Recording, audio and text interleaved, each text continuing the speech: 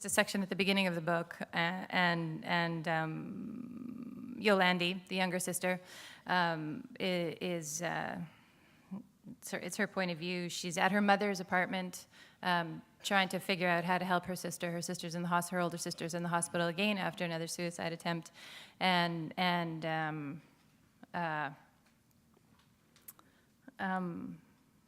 her mother is out of town on a cruise, so she's there alone.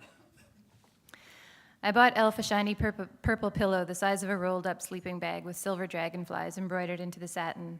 I got back into my mom's car and drove to the drive-through beer vendor at the Grant Park Inn and bought a 2-4 of extra old stock. Then stopped at a 7-Eleven and bought a pack of cigarettes, Players Extra Light. Whatever extra thing I could buy, I would.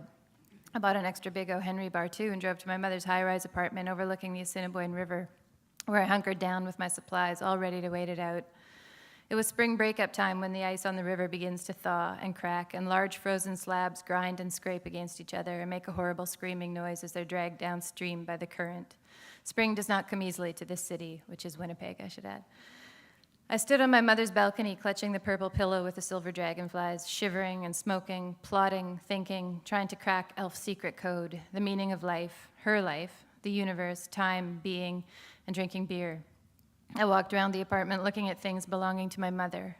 I examined a photograph of my father taken 2 months before he died.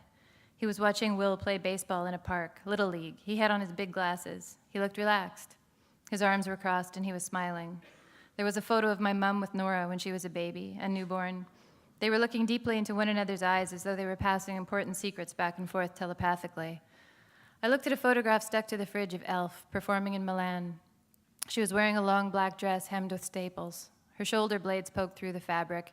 Her hair was really glossy. It was flopping down around her face as she bent over the keys. Sometimes when Elf plays, her ass lifts right off the bench, just an inch or two. She called me after that gig from a hotel, sobbing, telling me how cold she was, how lonely. "But you're in Italy," I'd said, "your favorite place in the world." She told me her loneliness was visceral, a sack of rocks she carried from one room to the next, city to city. I dialed my mom's cell phone to see if she could get service on her ship. Nothing. There was a note on the dining room table. It was my mother telling me to please return her DVDs when I got a chance. I knew she was totally burned out from trying to keep Elf alive. The day before she flew to Fort Lauderdale to get on that ship, she was bitten by a Rottweiler belonging to the crazy neighbor down the hall, and she hadn't even noticed until the blood began to seep through her winter coat and she had to get stitches and a tetanus shot. At night, it was all she could do to collapse in front of her TV and watch every episode of every season of The Wire, methodically, like a zombie, one after the other, the volume cranked because she was half deaf, falling asleep while a messed up kid from Baltimore spoke to her from the TV set, comforted her in his way, and told her what she already knew, that a boy's got to make his own way in this motherfucking world. Thanks.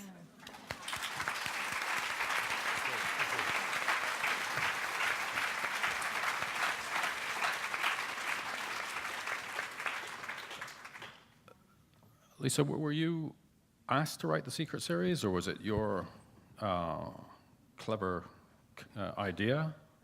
Sorry, was I? Approach to write the series? No, it was my clever idea. You know, I've always written about women, and I'd written sexually explicit material for Vice and Nerve. I never really put the two together. My novels had sex scenes in them, and my first novel had, the virginity scene was criticized by a prominent critic. He called it white trash date rape. You know, so I have a niece who turned to me, she was 17 at the time, and said, "I really want to meet my own Christian Grey." She had these little dazzled eyes, and I was just like, dude, not when you're 17. Like, maybe when you're 37. And I had that, and I saw the rise in the popularity of this novel, and I'd read it, and I had my own reactions to it. And I was talking to my editor at the time. We had just finished one of 2 books I'd ghostwritten with her. And I wanted to write something fun. I wanted to get back to a place where novel writing was fun, you know? And I saw an opportunity to create a different kind of erotic world that would have some of the politics that I care about and some of the relationships that I find are important, and to sort of turn that genre a little bit on its ear. And my editor was willing to go with me on that. She was completely supportive, and the timing was right. And we thought, well, let's just do it. You know, every writer I know that I'd spent any time with during that time was saying, you know, I could write that book, and nobody was doing it. So I thought, well, I'll do it. You know, I'll try. And she cleared her slates, and I pumped it out. I mean, for lack of a better word. Or I should say, it just came out of me, for lack of an even better word. That's bad too. Yeah. Trying to find a non-sexual metaphor to describe its release. That doesn't work either. It was a hard job. Anyway. I was I'm going to really ask glad you. I went through I was going to that. ask you if you were doing it to make money, but then if people would hiss at what I have to say. So. That's right. Yeah, and I wanted to enjoy myself, and I wanted readers. You know, and the readers seemed to be flocking to that genre at that time, and I sort of wanted to go over here, try this out, and it worked. And it's been Is any fun. part of the Secret Series a conversation, answered or not, with the 50 Shades of Grey author? Is any part of it like a response back to it? And sort of. Not really. Although I had some fun with the tropes. You know, the billionaires in my book are assholes. I talk about sexual shaming. A young girl in my book is bullied into the hospital because she had sex with a boy at 17. And I wanted to tackle some of the real world issues that women face that are ignored largely by modern day erotica, of which I'm a consumer. And certainly now that I'm in this world, I've read more of it, and I'm still amazed that these tropes are quite alive and well. And we made a tiny splash with my book around the world, and I'm kind of heartened by the response to it, which has been like, thank God someone's finally writing from the perspective of a woman that has sexual agency, where the book is not about getting a guy, but many guys. And the funny thing is that at first the book was kind of considered vanilla, because it wasn't as dark, I guess, as 50 Shades of Grey, even though my characters have anonymous sex with several men, and books where heterosexuality and sort of this fierce, obsessive love affair between one man and one woman are considered, sort of outre and out there, whereas my book, where women were having great sex with lots of different men, was not considered that. It was actually kind of rejected in some corridors because of that. It was very interesting to me. Did fun play a part in your decision to write, Liz? Or did you say, I want to go through an ordeal? How was writing for the Globe and Mail not enough? How could it not be enough? How could writing about the wheat board not be enough for anybody? Sexy. I remember one of my favorite quotes about writing comes from Farley Mowat, who said, "The only pleasure in writing lies in its cessation." I could not agree more. I mean, it's bad enough when you're writing for a paycheck, but then to actually just be writing fiction, 3/4 of the time I was just thinking, why am I doing this? Why am I doing this? But there's a limitation, I think, that's placed on you as a journalist in the sense that you, unless you're Jason Blair, you're not allowed to make things up. You're not supposed to make things up. And if you're found out, then you're in big trouble. So you're not invited to project yourself into the minds of the people you're writing about. And I was thinking about this the other day because I remember once when we were living in London, I had to interview Gordon Brown, who was the Prime Minister then.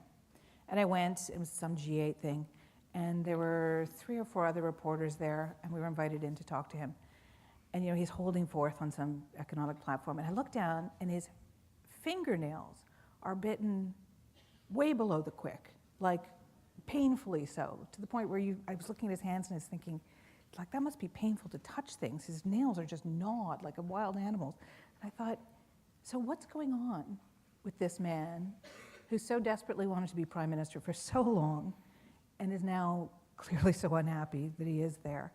And I thought, that would be fascinating to write about, but instead I had to write some very dreary story about some, tariff or something.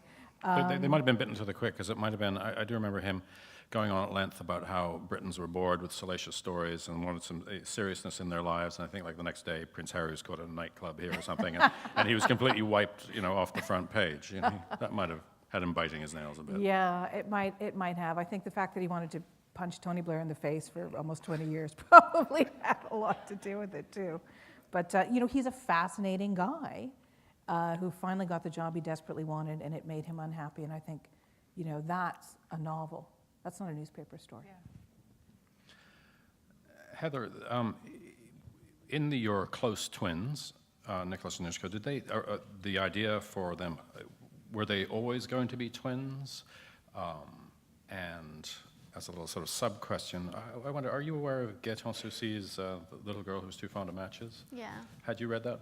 I'm just curious, had you read that? Or? Yeah, I read it years ago. Right, Yeah, okay. I love him. It made me think of that a lot, which is a marvelous short novel by Gaëtan who died last year, deals with a pair of siblings, not twins, who are brought up in isolation. Your pair are interestingly close. Was that always in your design? Yeah, well, the original idea I had for the novel, like the first thing, like, because I always kind of start with characters, and I had the idea of Nicholas and Nushka, who were these kind of over-the-top twins who were just too enmeshed. And so, like, they've kind of raised each other, and they can't do anything apart, and they still sleep in the same bed, and they're just like constantly like out on the street corner getting into fistfights, or just like singing each other's praises. And yeah, so they were like the first idea I had was these two twins, because I was interested in the idea of like separation, and when you have to separate from somebody who you love that's just like really destructive. And so I thought it would be fun, because I was like, how could it be possible to tear these two people apart? Like, how will you get them apart? Because they can't continue, they're not going to live full lives with this kind of interdependent relationship. And then I was like, oh, I'll set it against the backdrop of Quebec trying to leave Canada. So there's all these, like, the book is just kind of about like separation and personal boundaries, and how we get into each other's boundaries and stuff like that. I think you have a passage that illustrates that a little bit, yeah? Okay.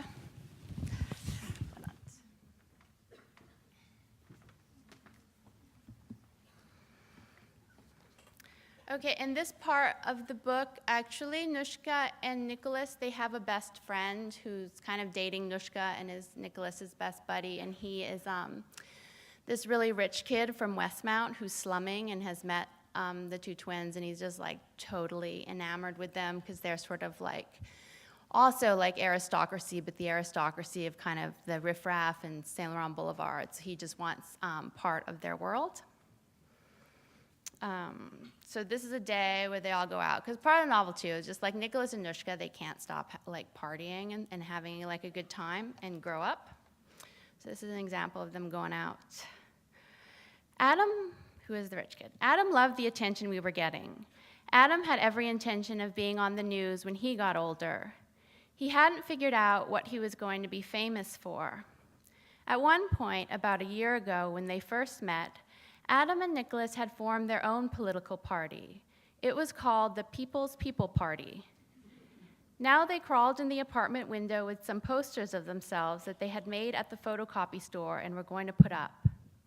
Nicholas had suggested that they deface them with mustaches before they put them up around town. I had finished getting dressed when they held the posters up for me to see. They had combed their hair to the side and had these fake serious looks. This amused them to no end.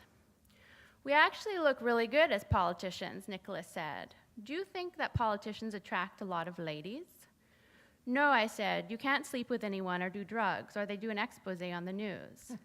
"That sucks. What man doesn't like a crack pipe and a couple of underage girls after a hard day of campaigning about public schools?" "That's the problem with the world today," Adam stated. "You can't reap any rewards." "This is the stupidest political party ever," I said. "You're going to add crack and whores to civil liberties?" "Give me liberty or give me death," Adam said. "It's beautiful in its simplicity," Nicholas added, nodding. "Let's go campaigning for our revolutionary party today," Adam cried. "All we ever do is talk about it." "All right," said Nicholas. "Let me go take a crap and then borrow a car." So far, their revolutionary tactics had largely been confined to soliciting sex from women who were obviously middle class and clearly not prostitutes. Adam had been questioned by the police a couple times, but they always let him go. They could tell from his manner that he was an upper-class kid. Rich people weren't responsible for petty crimes. They were responsible for the great crimes that took hundreds of years to commit and were therefore unpunishable. Nicholas came back 20 minutes later. He was wearing a pair of giant old lady sunglasses. "These are my counter-revolutionary glasses," he said. "Counter-revolutionary means you're against the revolution," I said. "Are you sure about that?" "Look it up in the dictionary." "Oh, the dictionary is obsolete," Nicholas said. "They don't even have the definition of cocksucker in it." "Our first act of government will be the public execution of René Simard." "Why? Just because you don't like him? His music ruined my childhood." "I thought your first act was going to be banning soccer." "Well, I have to wait a while for that one. There are some soccer fans out there." Nicholas was mad at soccer in general because he'd been kicked off the team in grade 8 for showing up late. He was going to be an irrational dictator. He had also suggested banning fanny packs because he thought they were ugly. We whistled when we saw the car parked outside the buildings. Lowlife sometimes hung around old people for pocket money in their cars. You'd see these junkies driving old Coupe de Villes and wearing alligator shoes. Nicholas had borrowed a Cadillac from an old lady he claimed was named Madame Près de la Mort. In exchange, he would sit with her at the doctor's office and repeat what the doctor had just said, but louder. "You liking?" Nicholas asked. "You look like a 70s cocaine dealer." "No, a 70s porn star. Porn stars from the 70s used to live in this area and bought a lot of the buildings, but then they got older and impotent and got laid off, so they couldn't afford the upkeep. That's why this whole area is actually falling into total disrepair." "Where do you get this stuff?" I demanded. "A lot of Quebecois do well as porn stars. It's because we all have really big dicks."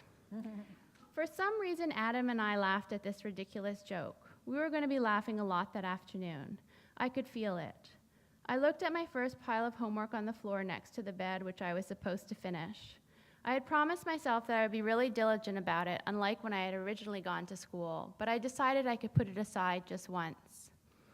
We were dressed in the way that only 19-year-olds can dress. I had on a blue shirt that tied behind my neck and a silver skirt that stuck out like a tutu and black cowboy boots with purple stars on them. Nicholas had on a pink velour jacket over a yellow t-shirt that had a drawing of a panda bear on it and purple track pants with green stripes down the side. Adam had red sweatpants that were cut off just below the knees and a light blue dress shirt that had been washed about 2,000 times and was threadbare. Adam was also wearing his suit jacket and tie. Nicholas got into the driver's seat. I scooted into the middle, and Adam got into the passenger seat after me. The car kept jerking wildly because Nicholas was having trouble with the enormous stick shift. Once we got onto the road, we bounced along like crazy. The shocks in the car were terrible. All the streets in Montreal were all broken up from potholes because of the long winters. If you were drinking coffee, it ended up going all over your lap. Children would sometimes get car sick just from going 3 blocks. We were pleased with ourselves. We thought that we must have looked like gunmen who were riding into town on the western frontier with prices on our heads, and there wasn't a damn thing anyone could do about it. I can't remember who suggested that we head towards our old elementary school. It had to have been Nicholas. The school was a giant brick building with gargoyles of 20 school children all over the doors. There were cages on the windows. We had hated school so much. Just being near it had filled us with a horrible feeling. The teachers were always chastising us for not having our gym clothes our school fees. Lulu, our granddad, was too old to be on top of anything. We parked right outside the schoolyard fence. It was lunchtime, and the sound of children was almost deafening as the ocean. School was out, but they were all there for day camp.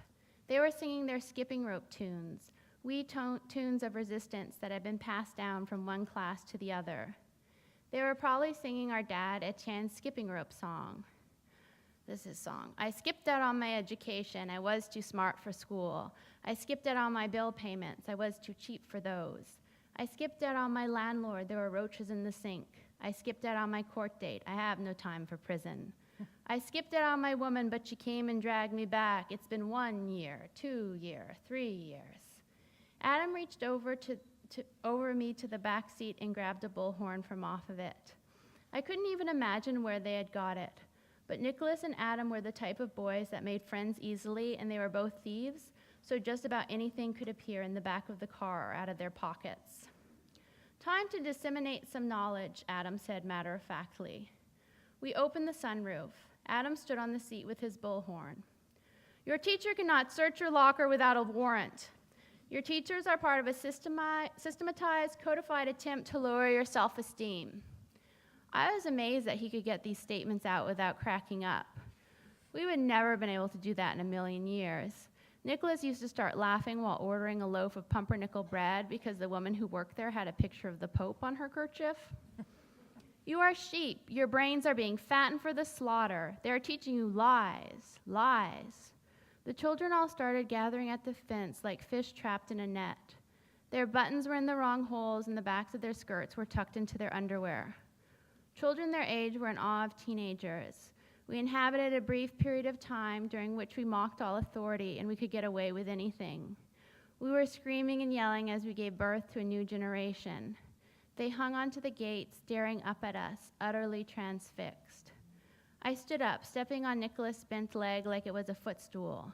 "My dick, Nushka, my dick," he yelled. Adam handed me the bullhorn. "Only prisoners are forced to line up," I cried. "You have been imprisoned without due process of a trial. You have committed no crime." "Do not fear your hallway monitor," Adam yelled. "He doesn't actually exist. Just like the boogeyman, if you stop believing in him, he will disappear." The children started screaming and yelling. Finally, there was some chaos in their lives. We had showed up like the summertime. Their applause sounded like a forest fire. "You are not alone in your struggle. All over the city, children are rising up to plan a revolt. Arm yourself. You have a constitutional right to bear arms." Nicholas stood up and squeezed in next to Adam. He took the bullhorn from him and held it to his own mouth. "Bring us the principal. I want Mr. Ettery," Nicholas yelled. The principal was obviously on a holiday, but the summer camp monitors came running towards us. They looked terrified, as if we were rabid dogs. They were waving their arms around in the air. One was blowing his whistle like it had some sort of supernatural power. An overweight counselor with graying hair came outside the schoolyard and lumbered towards us as if he had just attached his legs. Adam and Nicholas dropped back into their seats. We jolted back and forth a bit while Nicholas screamed hysterically, trying to figure out the stick shift, and then we sped away. Adam put his arm around me. It made me happy, and I was in love with him. Or I was having such a good time that I mistook this good time for love. When you're 19, almost every day is a day of wine and roses.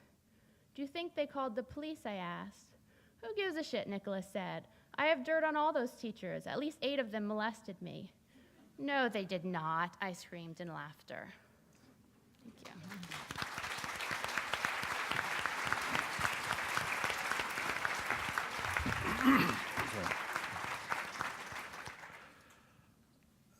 The closest of sisters also plays a great part in, obviously, the core part of All My Puny Sorrows, which sort of balances almost precariously between, I suppose, the idea of writing as a private act, something you might do to give meaning to the life you see about you, and a public one, something for other people to enjoy or be touched by. Can I ask you, Miriam, what if All My Puny Sorrows, this novel, satisfied you? I mean, having written it, having lost your own sister to suicide, was it a satisfying act to have written it? In the moment, it was something to do. I mean, you know, as we all know, we've all lost. There's nothing that you can do to bring anybody back, and we live with that. So when I was writing the book, it was a way of giving meaning to events that were chaotic and ugly, and a reinterpretation of them, sort of, for me, in a way that gave them some beauty and also a little bit of a hopeful kind of feel to them, and sort of, I like to think of the book as a kind of living, breathing document for manual for survival, really. So to write this sort of thing was certainly, it had the same impact on me. But when we're finished writing, then we're finished writing. So, ultimately, there's no satisfaction. Was the conversation about euthanasia one that, was that something you explored for the novel, or that it had arrived previously? It's not like I set out to write a book about the subject or the issue of euthanasia. Yeah. I mean, that's not, I don't think that's what good narrative is. That's not what good storytelling is. It's not what makes a beautiful, truthful novel. And I'm not saying that my book is that, but that's what we set out to do. But euthanasia just happened to be the idea of assisted suicide, the idea of a good death, and the rights that we should have, I feel, as individuals when it comes to our death and how we die. Was just something that was naturally a part of the story, because it was a part of the story that the reality that I had been through with my own sister. I was interested that sometimes critics were referring to Swing Low as if it was authentically a memoir, which I think it wasn't. It was imagined by you as a sort of false autobiography of your father. That was subversive. What is, to you, the most subversive aspect of All My Puny Sorrows? The most subversive aspect of All My Puny Sorrows? Yeah, I suppose where you felt you were testing yourself or people the most. Well, certainly, I think just simply the idea of accepting the fact that we're going to die, that we're all going to die, is something that you could consider subversive. I mean, we don't want to think about these things, and to plan. So then, first off, to think about it, and then to plan. I think also the idea of something subversive, perhaps, is the idea of helping somebody who would be labeled mentally ill or depressed, to acknowledge that this is an illness, that the people suffering from it are often suffering so deeply, so profoundly, that they figure the only way that they can heal themselves or cure themselves or release themselves is through death. And do we or don't we, to help these people so that they don't have to die alone and violently and with deep shame. And I don't answer this question necessarily. I have my own ideas, and the book probably asks this question in all sorts of ways. But I think that for me, I guess, I don't think that there's anything really subversive, because I think, again, when we've lived through these, just losing people and realize that we're all going to come to an end, it's not subversive. So I don't think of it in those terms. But that would probably be the most difficult, I guess, thing to think about. There's a fabulous scene in there in which Yolanda is parking the car and gets into a fight, and even the fact that it should, in a sense, also be funny, as distressing as it is an achievement, I think. Lisa, there's a subversive aspect to the Secret series, some politics at play. You can go at those without actually knowing how they're going to play out. What was, in a sense, the moral impetus for you writing the Secret series? You touched on it a bit. You wanted to, I think, empower in different ways. I mean, I wasn't going to write erotica if it wasn't going to be, I couldn't mimic what was popular. So I guess it's sad to say or suggest that it is subversive for women to be sexual, promiscuous even.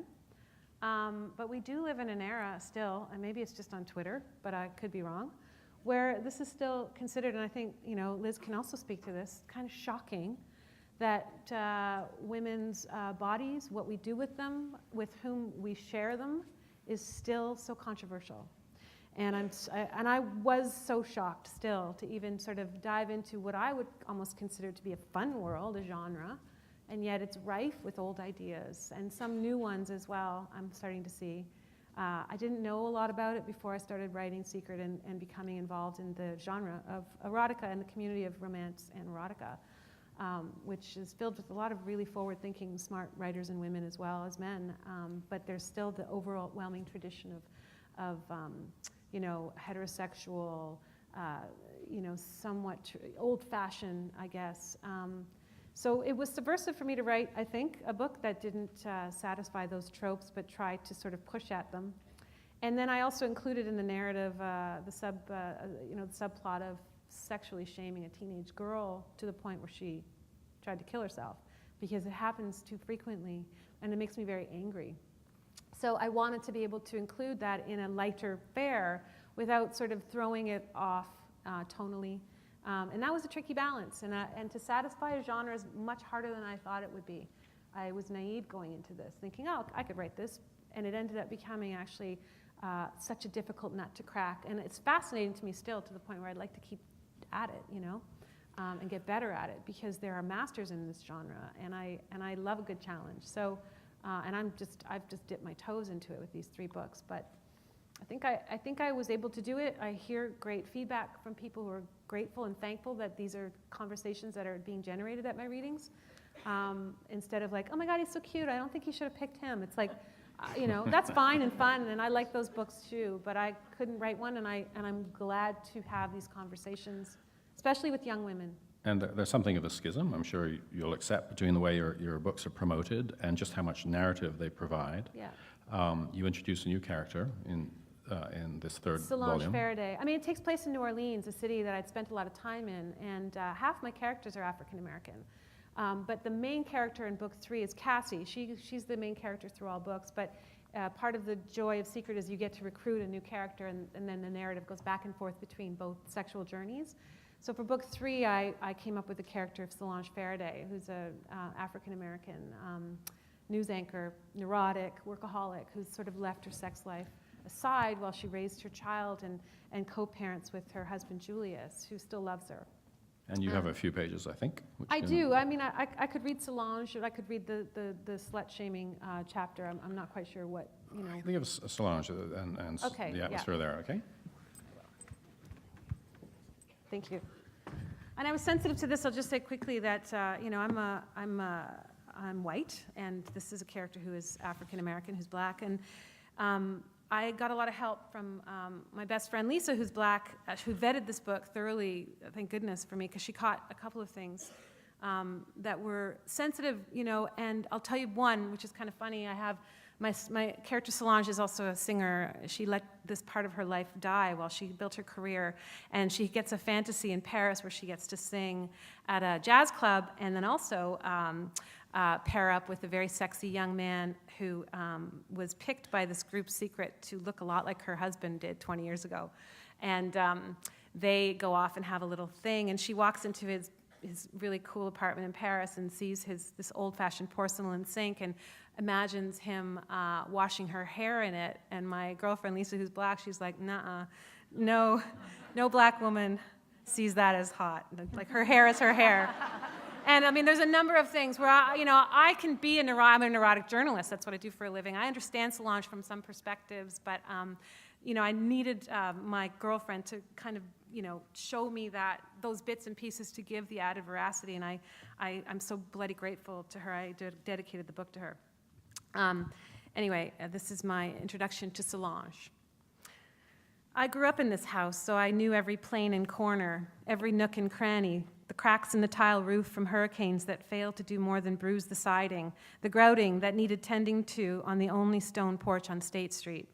These flaws always drew my eye when I pulled my Volkswagen into the cobblestone driveway. My dad bought this craftsman-style house from its original owners, and for a time we were the only black family for 2 blocks in Uptown. So I was still conscious of keeping it looking as pretty and pristine as he had, but lately I'd let things slip. What can I say? I'd been busy, and I'd never been the obedient type. Still, when I pulled up that warm fall day, I knew something was not quite right, or that something was very right, depending on how you looked at it. The broken roof tiles had been replaced, the newer ones now a little more vivid than the old ones surrounding them, and the grout was dark where it had been newly filled in around the porch stones. My 10-year-old son Gus was with my ex, Julian, for the weekend. These were jobs he said he'd help me with when he got around to it. I said, no, I'll do it. I can take care of myself, thank you very much. But between 10-hour shifts with grumpy news crews chasing breaking stories and weekends anchoring, I had no time to properly research the right maintenance company or to ask around at work if anyone could recommend a good contractor. They were so hard to find in New Orleans. So many were booked up on the warehouse district condo boom or on big government reconstruction jobs. And Julius was never any good as a handyman. My ex-husband was an entrepreneur, a creative type, or at least that's how he saw himself. So how the hell had these repairs come about? Surely if Julius had tackled them or found someone who could, he'd have told me. It was only when I threw my car into park and I noticed the white utility truck. that I noticed the white utility truck in front of my house, a long ladder jutting out. Someone was here. I quietly exited, not fully closing my car door. Just then, I heard metal-on-metal clanging sound coming from my backyard. The journalist instincts were on high alert. Leave your purse in the car. Just take the keys. Be prepared to throw them. Don't go into the house. Observe from the outside in. I was wearing heels, so I padded on my toes, navigating the side drive, noticing as I did so that the leaky hose had also been repaired. Wow, nice. But still, how? Why? I looked across the street. Dr. Franz in the brick colonial was washing his car. Okay, good. There'd be a witness, someone to hear me scream in case whoever was in my backyard tinkering and hammering was actually breaking into my house. Ding, ding, plink, plink. The sounds continued. Feeling bolder, I made my way to the gate and raised my hand to unlock it, but the lock was completely gone, removed by the screws. My heart leapt. Should I stop here and call the cops? I patted around for my phone, but realized it was in my purse in the car. Damn it. I stepped onto the grass, my heels sinking into the moist lawn. Who watered the lawn? Carefully peeking around the corner, I saw him. A young man bent over a portable sawhorse, hammering away at something. It was 73 degrees, a hot day for November, so he was shirtless, an expanse of muscled back, deeply browned by the sun. When the police asked for descriptions, I'd say he was probably Indian or Greek or Hispanic, lithe, with more of a dancer's body than a construction worker's. No, I wouldn't use the term dancer's body with the police, would I? I was 5'8", shoes off, so I put him at 5'11", full head of curly black hair, sinewy forearms. Not that I would describe the cops as sinewy. I wouldn't say that. Thick, maybe, ropey. No, wait, why would I even describe his forearms? Well, they were remarkable. He looked to be about 25, 30 tops, faded khaki work pants, naked torso, white t-shirt hanging out of his back pocket. He continued hammering at something finicky resting on a platform strung between the sawhorses, his tool belt hanging crookedly around his lean hips. More tools were neatly laid out on a portable work table set up in the back. Yes, officer, that's when I came upon a lithe Italian man with a dancer's body, brown rippled skin, black curly hair, lean hips, incredibly sexy forearms. He was doing repairs on my house. Arrest him. The man looked relaxed, at home, at my home. Maybe the police weren't necessary. He didn't hear me. Hello, I said a little louder. That sent the hammer flying out behind him, landing just a foot in front of me on the grass. Holy shit, he exclaimed, turning around. You scared me. I scared you. This is my backyard you're hammering away in. I finally took in his face full on. He was seriously handsome, but with gentle features, soft brown eyes, full lips. He gave me an easy smile and rested a hand on his hip, his other hand pulling the t-shirt out of his back pocket to wipe his brow. How long have you been standing there, he asked. I realized I was holding my car keys so hard they'd pressed grooves into my skin. I just got home. How long have you been working here? All day, I fixed the broken roof tiles, and I reset some of the stones on the porch. I watered the lawn. I know, I saw. Who hired you? I certainly didn't. And I was just fixing the back lock, but this here's going to need more than this is just a temporary fix. You're going to have to get a new lock, one with a deadbolt. I mean, I think this is uptown. It's pretty safe, but you never know. He had a very slight accent, not from around here, maybe East Texas.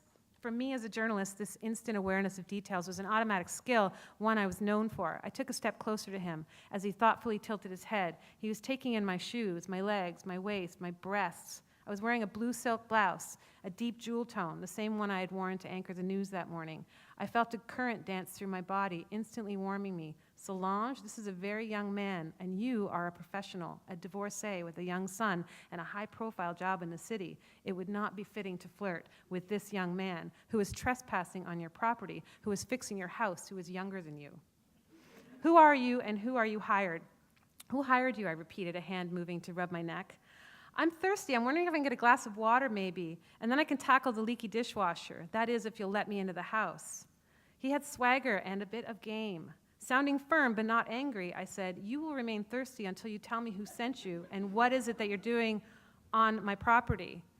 Well, he said, I'll tell you if you accept the step, which is how things proceed.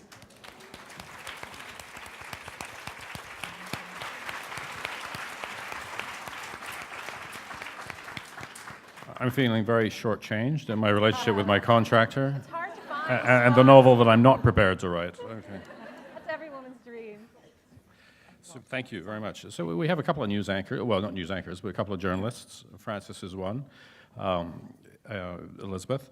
and trailing Augusta Price. I want to ask you a bit about her. I was watching Game of Thrones the other day, and struck by how at its worst, there's a tendency in British, let's call it broadly, entertainment, to stereotype to the point that all thugs speak in an East End accent, whether they're in a fantasy, an endless 6-year, Game of Thrones, or a Shakespeare production or whatever. It's somehow always the Bobber boy speaks like that. I'm wondering if Augusta Price, better than that, is some sort of archetype in a way, that you, in effect, this louche woman who has aspects of Kingsley Amis, also we said, absolutely fabulous, is a kind of person and the humor you can know because she's almost like a commedia dell'arte character. Yeah. Is there anything of that to her? Are you suggesting that all British people are that way? I'm suggesting there's a strain with whom we feel comfortable. So in a sense, we know something about Augusta already, and we can sit like in the Chesterfield of her. Yeah, absolutely. But to go to your question a slightly different way, because Frances is American in the book. She's an American journalist. She's also trailing Augusta. Yeah. Trailing Augusta. She's co-opted by Augusta. She's to be her minion, essentially. And she's American, and Augusta is English, from London. And there's something about that relationship, the special relationship, which is what they call it there, although it's sometimes not very special. But it reflected a lot of what I felt when I was there, which is that British people do just, and Noah can talk to this better than I can, they do tend to be larger than life. They actually are. They drink prodigious amounts. At lunchtime. At lunchtime. Our children's PTA meetings for our kids' school were held in the pub, for example. And everyone was drunk at the school dances. It was just fantastic. But I wanted to get a little bit at this. When you move there and you're an outsider, kind of reflecting the idea of the writer as outsider. You're an outsider when you move there, and it is still an incredibly class-bound society, and everyone knows their place in it to the sort of the angstrom. Everyone knows exactly where they fit into it. So when you move there as an outsider, you're never really accepted. I think you could live there forever and not be properly accepted, but it also gives you this fantastic freedom to look at them from the outside, because you're exempt from having to know their rules, which are Byzantine and bred in the bone, and they all know the rules. But you don't have to know And this is helped, of course, by them still having absolutely no idea whatsoever of what it means to be Canadian. So you're exempt from any kind of particular rigorous What they know about Canada, essentially, is that the bearskin hats used to come from Canada, that the Coldstream Guards wear. They're synthetic now. They know about the seal hunt, and they know periodically when somebody goes on a killing rampage in Toronto, and they know about Rob Ford now. So those are the things they know about Canada, and almost nothing else. So it was quite fascinating to me to write, she's an American, but I've lived in America, and sort of Frances is, to write about her viewing this world, which to me is just, wonderful. And British people really do talk, a lot of them, in fantastically wonderful, colorful ways. They're quite happy to feud in public. They're kind of more, voluble, more drunken, certainly. I found them fascinating. But, the word means a lot. But you speak as largely and volubly and well in this novel. I picked a few pages I thought you might read to give an example of its atmosphere and humor, I think. Absolutely. Sorry. You can keep that on. Keep that on. All right. It's not attached. Or maybe. Carry this with me. Right, yeah, the steps there.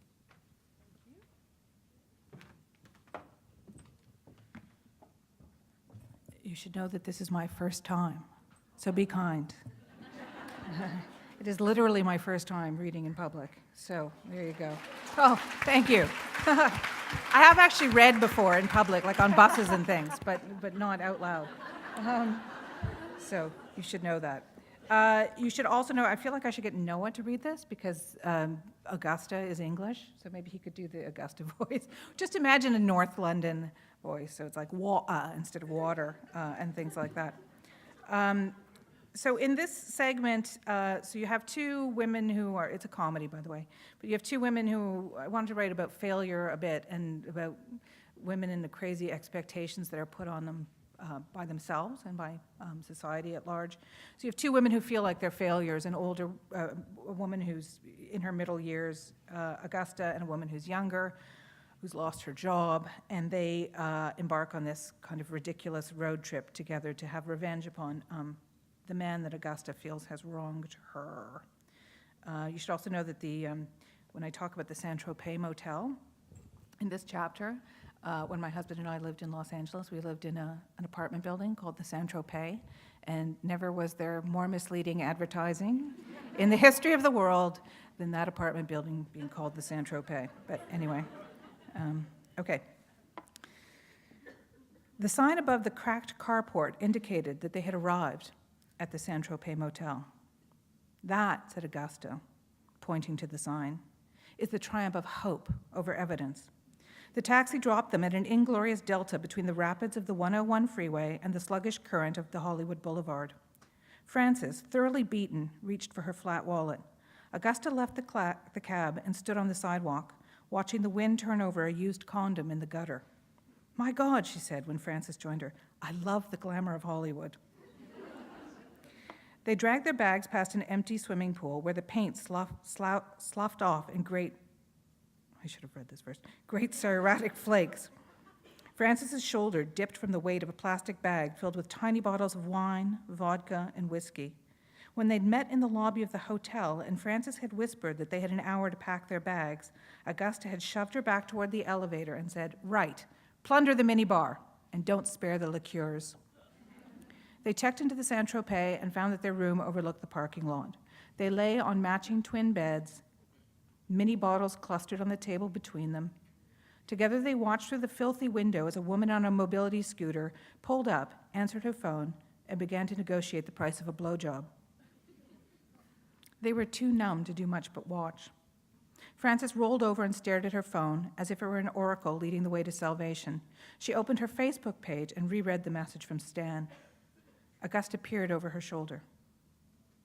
"Stanley wants to know when you'll be home," she read, and Frances, scowling, clapped a hand over the screen. Augusta rolled back onto the pillow, sending a cloud of dust motes into the air. "Stanley, the fellow from the awards night, the drunk with the lovely gray quiff. He's not too old for you, is he?" "No," said Frances, "he's not. He went gray early, that's all." She sat up and hugged her knees, and Augusta thought she looked like a little girl.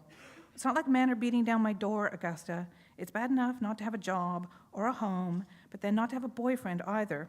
It's like a trilogy of failure at my age." "Well, yes," said Augusta, "at the decrepit age of 31. We should probably just shove you off on an ice floe." Frances turned, and in the light from the window, Augusta could see the warning glint of moisture in her eye. "I think I'm in love with him." Augusta kept a wad of tissues constantly at hand for moments like this. She pulled one out and handed it over.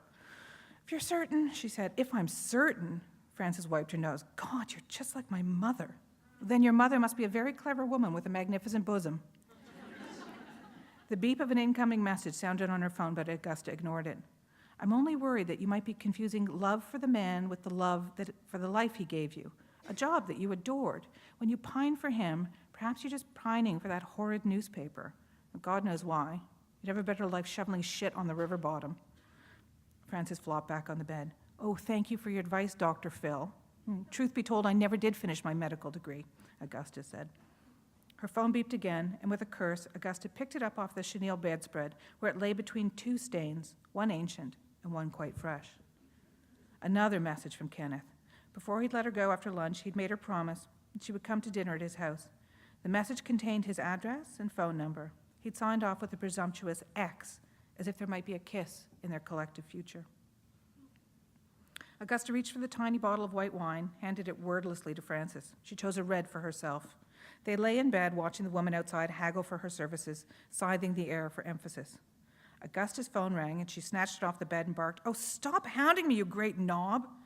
Her mouth opened in a comical O, and Frances heard her say sheepishly, "Oh, it's you, darling. Apologies." After she'd hung up, she sat staring at the phone for a minute. That was my friend Alma calling from London. My elderly friend Alma. She wanted to know if I'm in some sort of trouble. Apparently she'd been following the convention on a tweet stream. She looked up at Frances. What the fuck is a tweet stream?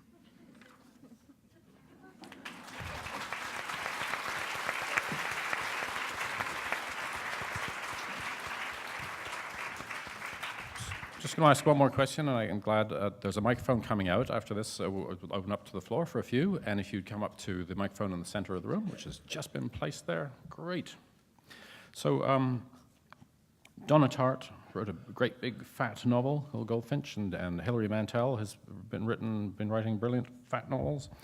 And Eleanor Catton won the Booker Prize with a fat novel, and were they men, a trend would be declared. There was a very funny piece in the New York, a good profile of Jennifer Weiner, a popular American writer in the New Yorker, which was, I would say, if you read it, Lisa, very sympathetic, although the writer did sort of retreat into a kind of snobism at the very end, I felt. They always do with her. Yeah, they always do. So if you have something to say to the critics writing that way, or to advice for male writers, enough has been offered in the other direction. You who belong to the gender that buy the books, write the books, read the books en masse, what would it be? You know, it's such a tricky thing to delve into.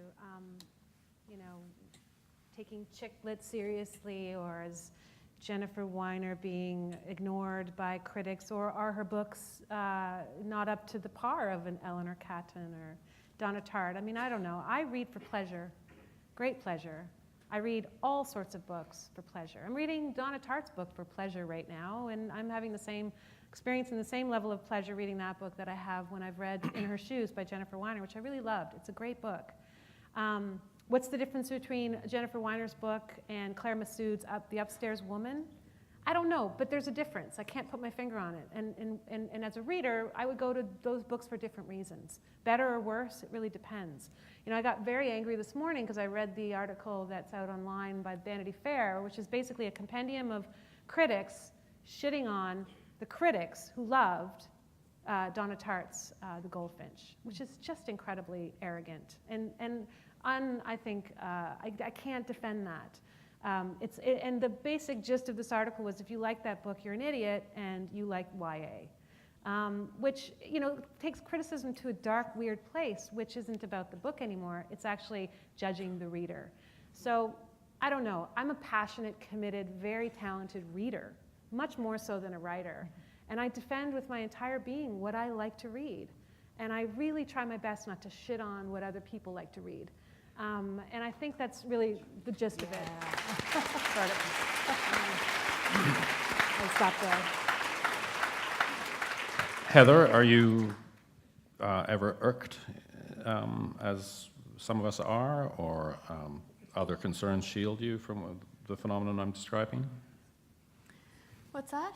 Sorry? Are you ever bothered by the sorts of comments that are made about women's writing, about the things that aren't noticed?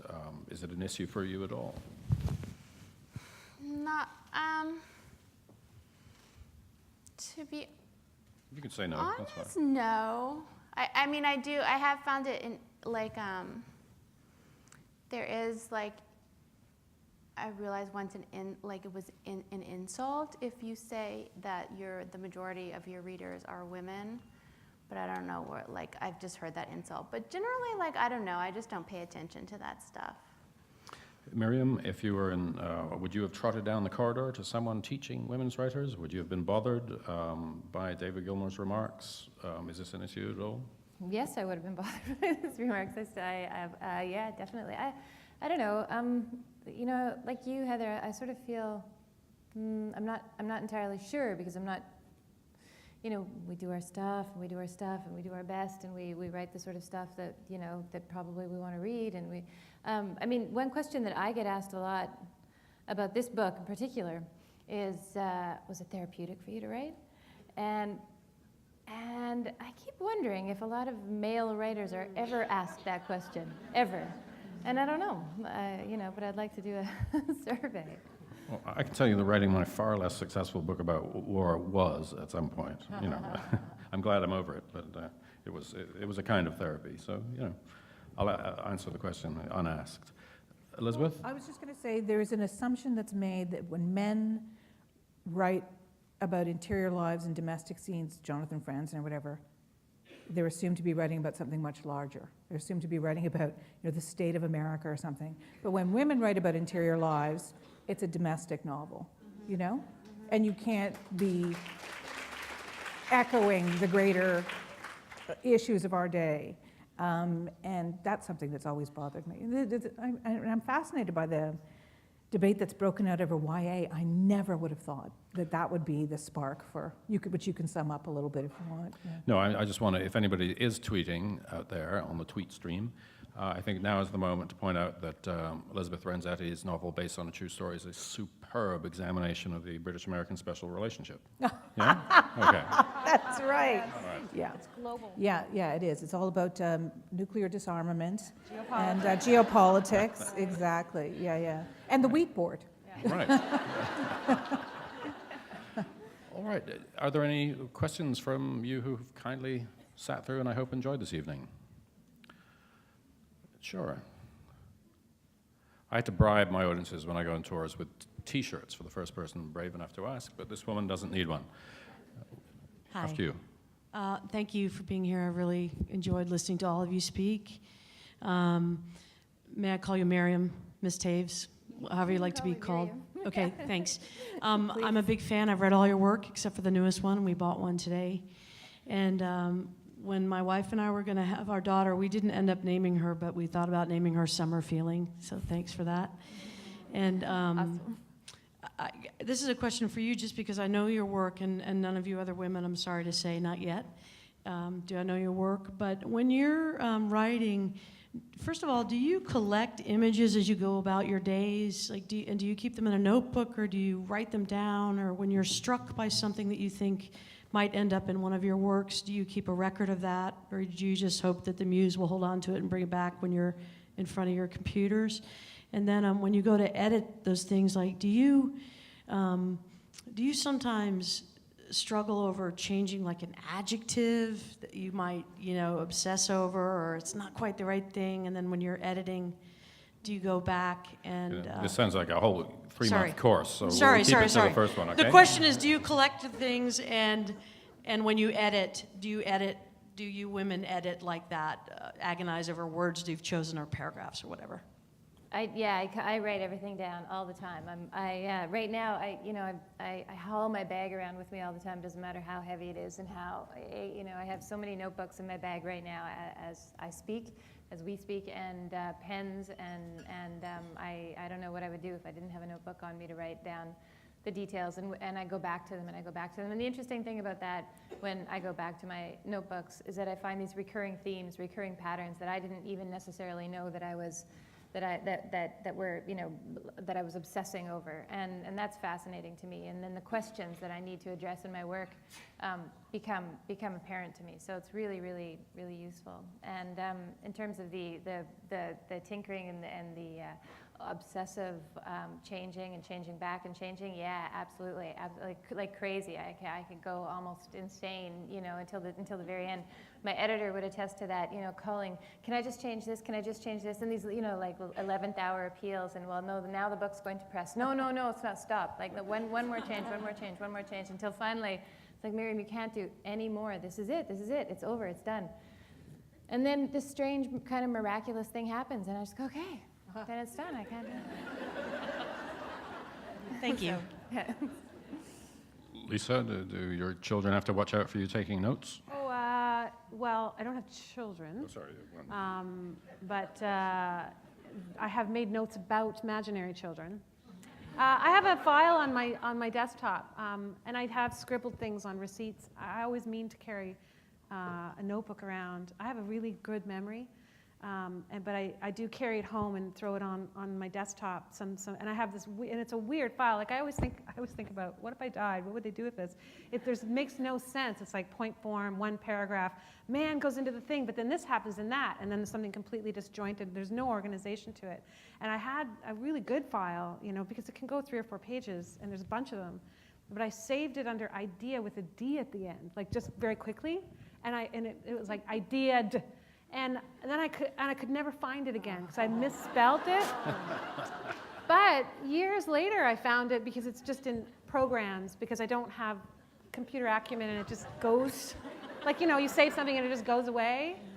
And I used to have this lovely assistant at CBC television that I worked at named Carrie, I don't know if she's here, Snyder, who I would bawl, Carrie, help me, I find this thing that I lost. And I found it on a key that I found in a shoebox. I stuck it in my computer, like, what could be here? And it was like really important stuff that I totally forgot about, including a file of ideas that I am now pilfering, like a couple of them. It'll be found when the archivist looks at I dead and wonders what you meant. Right? Yes, maybe it's a suicide note or something, like, I don't know, but just I have to become more organized. I know that.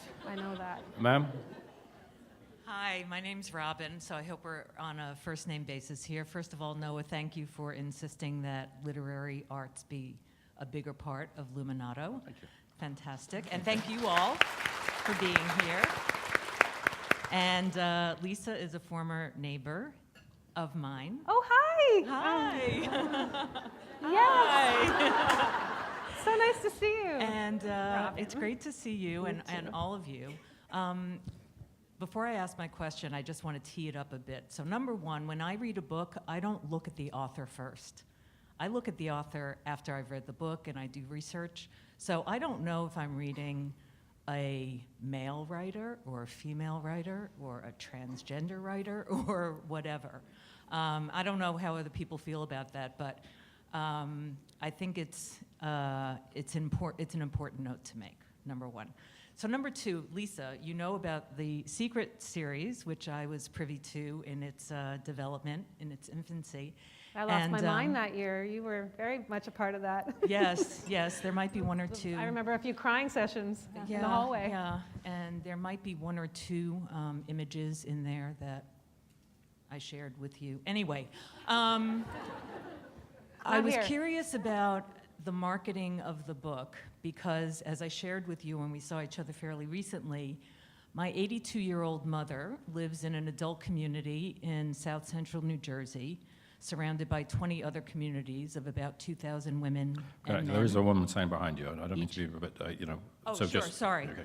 And your book has made the rounds of the 80 and over crowd.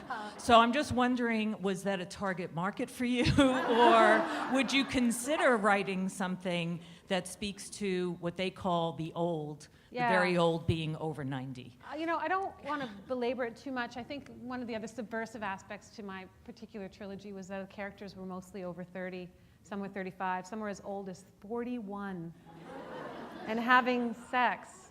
And I know.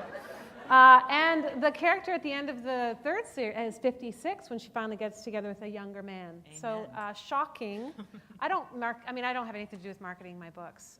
Very little. I'm happy to hear that older women are reading and enjoying erotica. I'm just wondering if you'll consider writing your next I'd like series. to. Or, I think when I have more experience. well, Audrey can give you a call. Fingers crossed. I think Robin was actually trying to point out that one of the shows this year, which at least I'm looking forward to at Luminato, is produced, directed and interpreted Yes, I saw by that. Darren I saw that. O'Donnell, whose Mammalian Diving Reflex Company is from here, probably better known outside the country than here.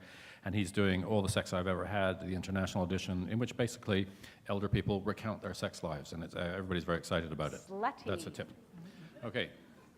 Ma'am, My question's for Heather. So I really enjoyed Lullabies for Little Criminals. can you get closer to the mic? Is that all right? I really enjoyed Lullabies to Little Criminals, and actually it's hard to use the word enjoyed because it actually really impacted me emotionally.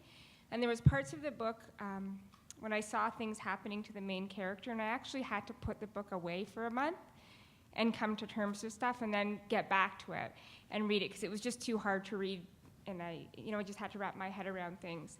And I'm just wondering, as a writer, I know that sometimes characters just pour out of you and you can't control what happens to them because they're alive. And I'm wondering when you wrote it, if that ever happened to you where you just had to stop for a minute because it was hard because you're in their head too much. Yeah, I know like when I was writing lullabies at the end of the book, like when it gets darker, it was really difficult for me to write. And like I remember times at the end of the day when I just felt like so awful. And I felt kind of complicit because I was like, why am I doing this to my main character?